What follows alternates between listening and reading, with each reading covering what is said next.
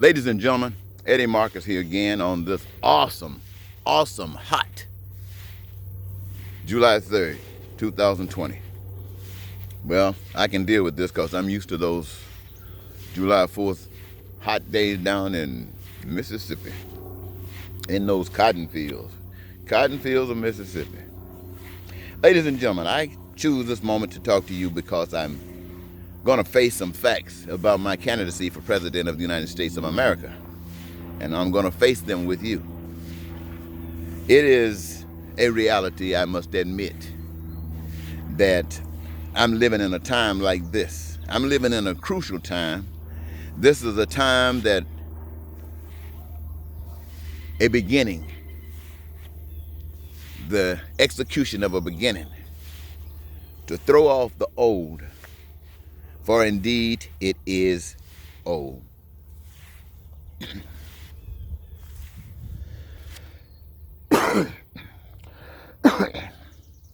I'm reminded today that I have a daughter. My oldest daughter is stage 3 cancer. And what tears me up is to know that cures do exist or could have existed, but for reasons other than cure, it does not exist. You know, we think about a whole bunch of things. What can I do?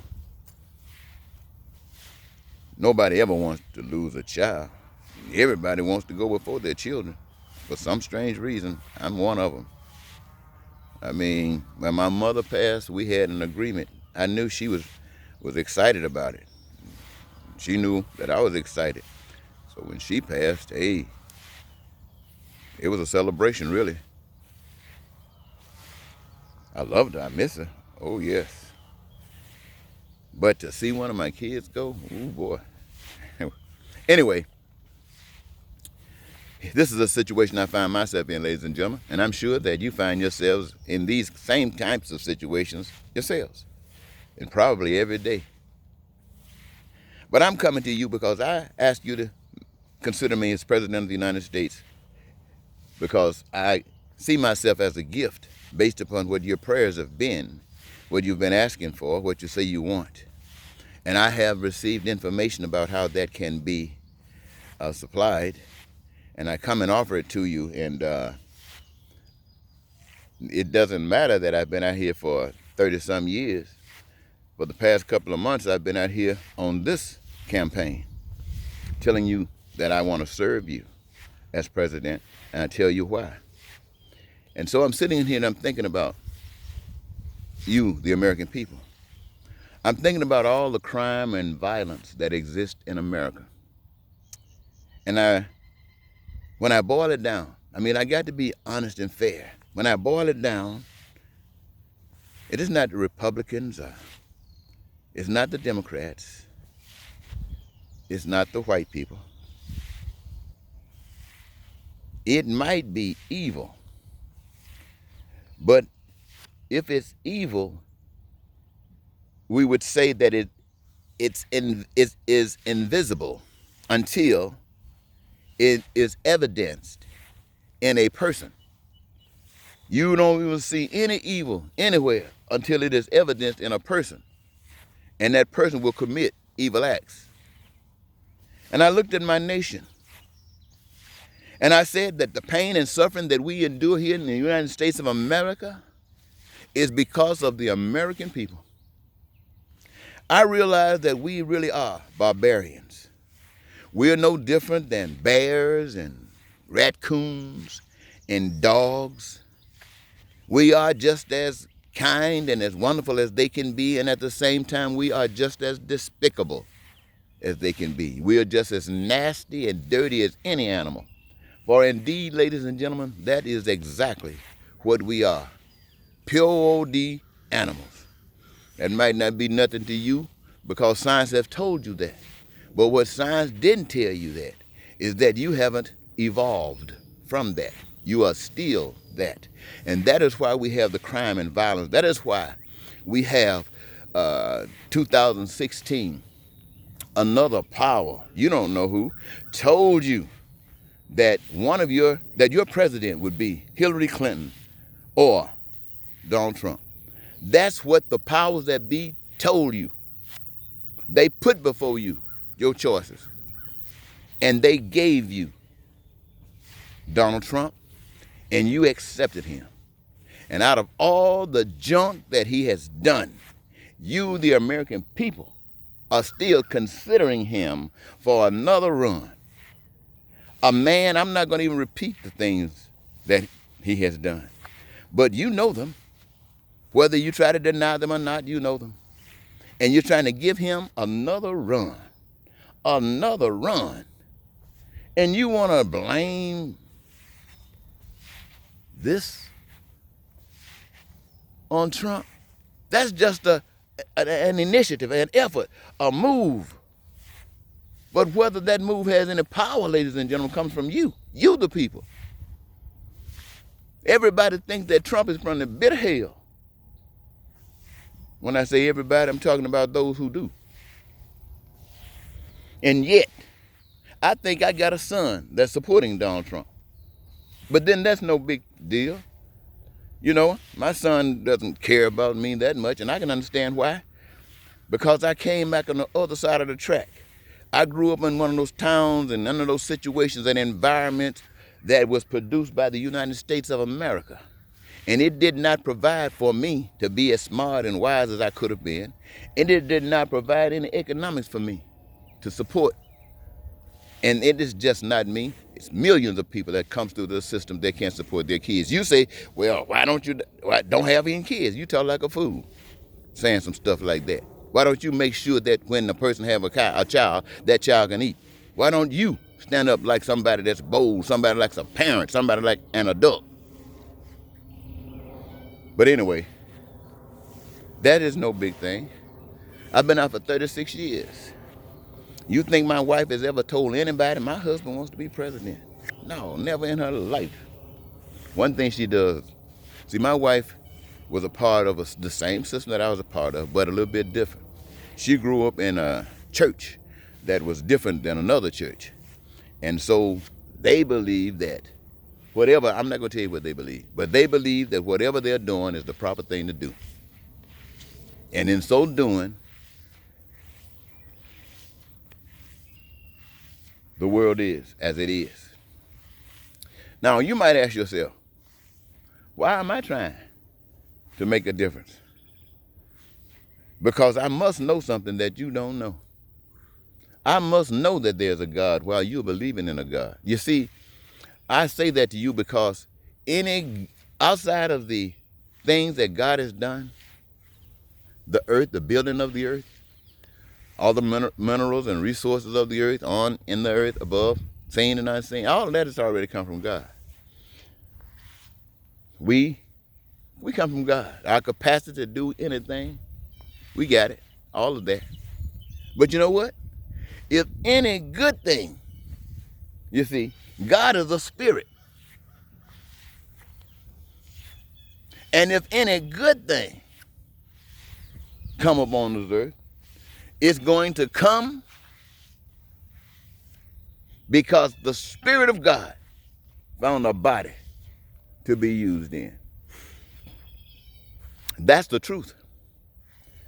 But the Spirit of God does that for a purpose. It is to teach us life. But the Spirit of God does not need us to move. Didn't need us to make the trees. Didn't need us to make the earth. And so there was a time when life was so unimportant to me, unbeknownst to me. I loved life, but I believed I could do anything. And I was going to try an impossible mission with my young, crazy self. And I did like this, ladies and gentlemen. I'm not going to tell you exactly what I did right now, but I'm going to tell you, give you something that you can parallel it with. It's like I jumped off of a 50-story building. I jumped. And as I was falling, I got close to the earth, and all of a sudden, something caught me. Caught me. I felt no issues, no pain, no anything. When I knew that was magical. And then I knew that there is a God. And so by my knowing that, I come to tell you what that God is all about. I'm talking long to you right now, ladies and gentlemen. They already told me you only have a 2-minute span that you can concentrate on, but I'm going to give it to you. And that might be true because you need it. One day you're going to come back. And so I am out here because I know that God is out here. And I know that you are backwards because you've been taught to be backwards. How in the world can I be out here for these several months telling you that I want to be the next president of the United States and telling you the reasons why? And these are the things that you're praying for. And you've accepted the fact that these people want to put before you Donald Trump again. And on the other side of that, they got to put Joe Biden. Joe Biden is a much better person. When I say better, I mean as far as expressing spirits. He would do more good things than Donald Trump. Joe Biden would. But as far as you, the people, Joe Biden has no vision for you, the people. Joe Biden has no vision for you, the people. Not only that, the Democratic Party got no vision for you as a people. Not only that, you saw they asked Donald Trump the other day, what's your vision for the next term? He didn't have a word. He didn't have a word about a vision. So there's no vision. You, the people of the world, are just pawns. You're being pushed any way they want to push you. And just like a dead cadaver, they get away with it. Yes, ladies and gentlemen, that's all we are. Just pawns. Now they have put before you, what? 2020.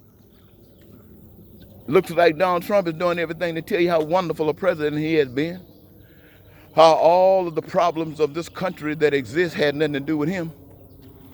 In fact, everything that he has done has been the best thing that this country has ever seen. Doesn't mind that all of these hundreds of thousands of people have died and with this pandemic. It doesn't matter that well, I said I wasn't going to tell you about all that. But anyway, he's the greatest of them all. Now that's what, you know that's a lie. But they're pushing that in your face. And eventually, they expect you to believe that it's true, even though you know it's a lie. See, that's evil practicing in you, on you. On the other hand, the Republican Party, as I said, got nothing to offer you. Democratic Party got nothing to offer you. And you act like you stuck. You turn your TV on. You turn social media on. What are they saying? Trump and Biden. Trump and Biden. They just planting that in your head just like they did in 2016. Trump and Biden. Trump and Biden. You know what you're going to get. You got it. The world is experiencing this. And somebody walks out on the scene and tells you that there's a God that loves you and want to meet your wants, your needs, and your desires. Somebody walks out here and tells you that there's a God out here that want to make sure and has already done his part to do God's part, to make sure that you're never homeless, clothesless, hungry, to make sure that you're never, ever denied education, to make sure that you're never denied health care. It is there for you from the womb to the tomb, and to guarantee that these things never run out. He engaged each of us with a gift, a desire to do something while we're here. And in doing that one particular thing, it gives us our greatest joy. That is what joy is, ladies and gentlemen, knowing who you are, being who you are, right here, and need it. That's joy. How you going to run out when the materials are here and the need is here? You're never going to run out. So what in the world are there people that are hungry?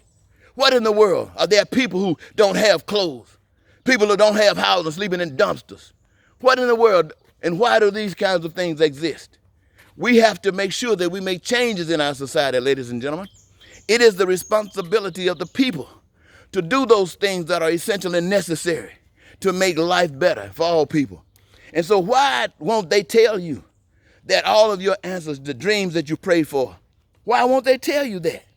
Why do they put money as a requirement to make sure that if any information gets publicized, somebody paid for it? And if you don't pay, it must not be important. The pains and suffering that we go through every day, they are important to us, ladies and gentlemen. We must care for one another.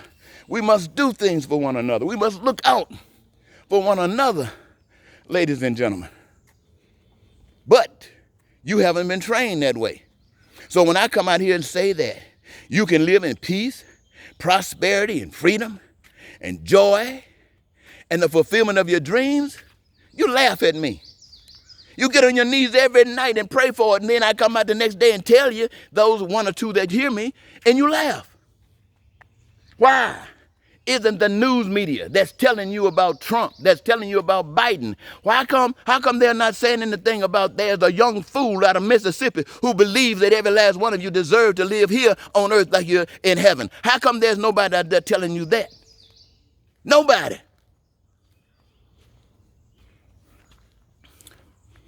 My extended family, my cousins and stuff like that, most of them dead now that grew up with me. Man, they believed that God could use me to do anything. The younger generation of my cousins, seconds and thirds, they're waiting to see what's God gonna do. And the rest of the world just out there laughing. Here I am out here in this park, early this morning, the 3rd of the 4th of July, walking out in this park, talking about you, talking about those of you who are sick and dying because the president, that the nation does not care about its brothers and sisters. I'm out here walking out here this morning. I've seen some people stepping to the side as I'm walking out here talking because they don't know what I'm up to. But I'm out here. Why? Because I'm living in this world, and I don't like living in hell. I don't like living in hell. And I know this hell exists because you say it's okay. You, the people, are saying it's okay. It's not Donald Trump. Donald Trump getting away with it because you are saying it's okay. Now you say, no, that's not you. You saying that's the Republicans if you're a Democrat. But Democrats, what are you doing that's better? Do you have a proposal? It's no good to say that everybody should eat. Do you have a proposal? It's no good to say everybody should have education. Do you have a proposal? It's no good to say everybody should have health care. Do you have a proposal? It's no good to say everybody should have a job. Do you have a proposal? So you say America is great. Do you have a proposal that involves the elimination of pain and suffering? Do you have a proposal? No, you don't have a proposal. Is Trump proposing it? He's just trying to kill everybody that ain't white. Biden just trying to keep you above the water with an inner tube, trying to keep you from drowning. And God comes out here. You don't see God because God is a spirit. And the only thing you know is what I'm sharing with you. You know it's good, but you've been trained to believe that there is no way on earth that God, the fantastic God, would send a message so precious through a black boy from the cotton fields of Mississippi. And so I have to walk around here, going to these churches, they talk about God, I talk about God, and they send me out of there laughing at me. You know why? Because they are Republicans and Democrats. They don't even know that a Republican and a Democrat is split God's up in 2 different directions. God ain't splitting up and going your direction. You got to break away from your way and go God's way if you want the life. Now, how long is it going to take you to realize that? Well, I'm out here fussing right now. Yes, I'm fussing. Because I know that tomorrow is going to be the same as it was today. And if you go through this process and ignore God after he has shown you through the murder of George Floyd that the oppressions of the world exist because of the powers that reflect you. These powers reflect you.